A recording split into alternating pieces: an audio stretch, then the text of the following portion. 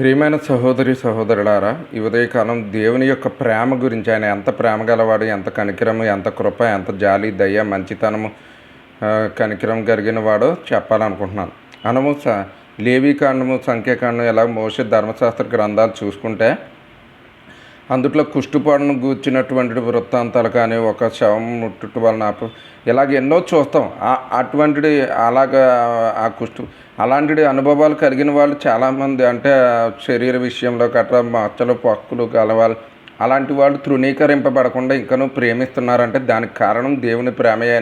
అది దేవుడు పౌలు ద్వారా పాత నిబంధన కొట్టివేయబడింది అని చెప్పుడు ద్వారాను, అలాగే అపోస్తుల కార్యములు 11వ అధ్యాయంలో ఏ మనుషుడు నిషేధింపదగిన వాడు కాడు, ఏ మనుషుడు అపవిత్రుడు కాడు అని చెప్పుడు ద్వారా తన ప్రేమను వ్యక్తపరిచి ఉండగా, మనము ఆ ప్రభువుకు మనము ఏమి చేస్తున్నామని ప్రశ్నించుకోవాలని దేవుని నామం పేరట కోరుతున్నాను.